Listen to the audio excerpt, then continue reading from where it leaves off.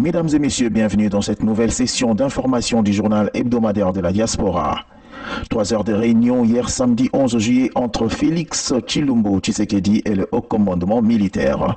Pendant 3 heures, Félix Tshilombo Tshisekedi a dirigé au Palais de la Nation à Kinshasa une réunion du haut commandement militaire élargie aux commandants régions et des secteurs opérationnels de l'ensemble du pays.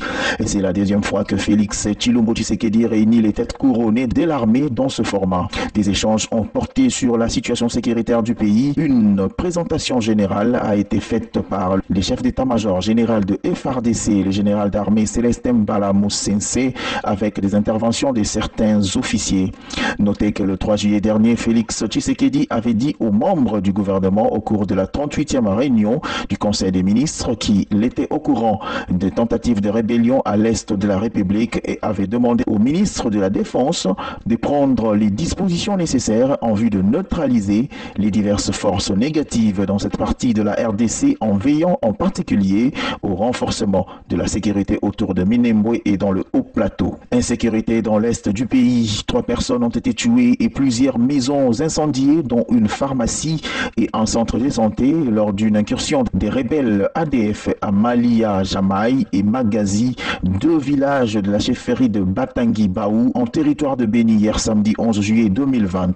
Selon la société civile locale, c'est vers 11h locales que ces ADF ont fait incursion dans les villages de Magazi. Cette structure citoyenne parle également d'une moto partie en fumée. Toujours selon la même source, déjà vendredi 10 juillet dernier, dans la soirée, ces mêmes rebelles ont fait incursion dans les villages de Malijamaï où ils ont tué une personne et 3 autres restent toujours portés disparus.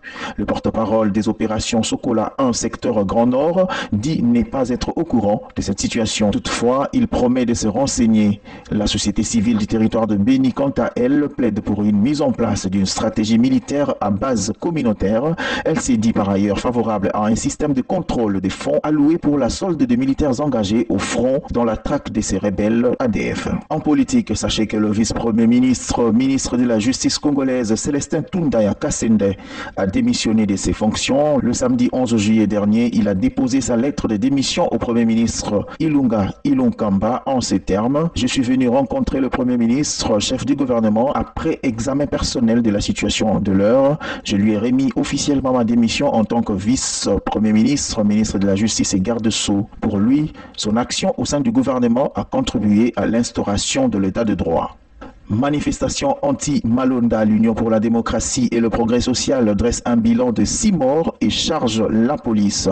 Dans un communiqué publié le samedi 11 juillet 2020, le parti d'Étienne Tshisekedi dresse un bilan provisoire de 6 morts, 92 blessés par balle et 115 interpellations à la suite de manifestations organisées jeudi dernier pour s'opposer à l'entérinement de la candidature de Ronsard Malonda à la tête de la CENI. L'UDPS exprime par ailleurs sa profonde indignation du fait de l'utilisation par la police nationale congolaise de armes létales face aux manifestants pacifiques, du recours à des jeunes communément appelés Koulouna armés de machettes par un parti politique du FCC bien identifié pour s'attaquer aux manifestants et vandaliser les biens privés, indique le communiqué. Le parti présidentiel charge également le gouvernement de la République pour avoir, dans un communiqué du 8 juillet 2020, tenu de propos qui ont incité la police nationale congolaise à commettre des actes de violence contre des manifestants pacifiques qui ne demandaient qu'à être encadrés. Le secrétaire général du parti demande aux combattantes et combattants ainsi qu'à toutes les forces vives de la nation de rester mobilisés et attentifs au mot d'ordre de la hiérarchie du parti au cas où le bureau de l'Assemblée nationale ne reviendrait pas sur sa position. Retenez que la police avait avancé un bilan d'une personne tuée. Restons toujours dans ce chapitre.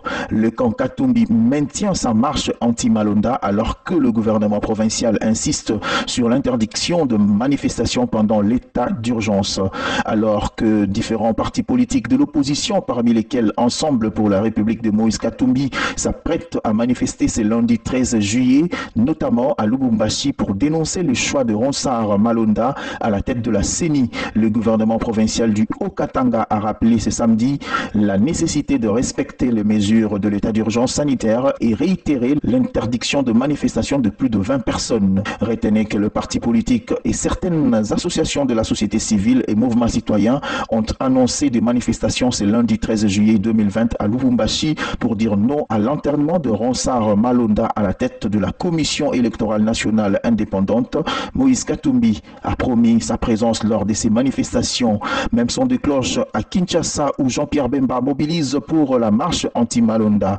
Le président du mouvement de libération du Congo MLC a convoqué le samedi dernier ses partisans au siège de son parti à Kinshasa afin de mobiliser pour la marche appelée par l'AMOCA le lundi 13 juillet 2020 prochain sur l'ensemble du pays pour dire non à la désignation de Ronsard Malonda à la tête de la centrale électorale. Le chairman a lui aussi promis qu'il sera personnellement présent dans la rue ce lundi. De son côté, le Parti du peuple pour la reconstruction et le développement PPRD envisage des actions pacifiques de terrain pour stopper les dérives de la dictature naissante en République démocratique du Congo.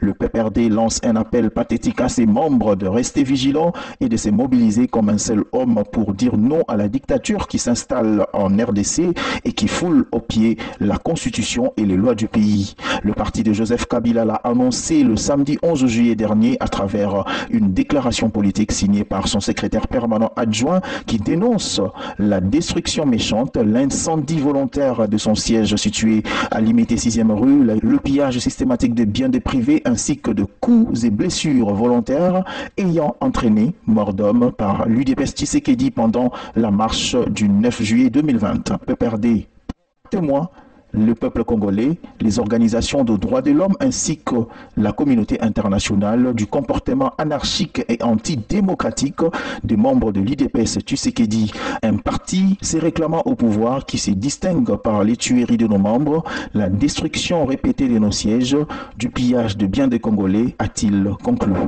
Dans le reste de l'actualité, c'est un drame qui frappe en plein fouet la Côte d'Ivoire. À moins de 4 mois de la présidentielle, le pays vient de perdre son premier ministre et candidat désigné du parti au pouvoir à la présidentielle d'octobre prochain.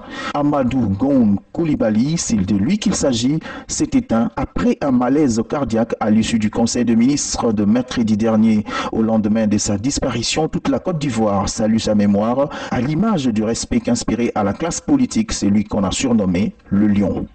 Fin de cette session d'information. Merci à tous de nous avoir suivis et bonne suite de programmes sur votre chaîne.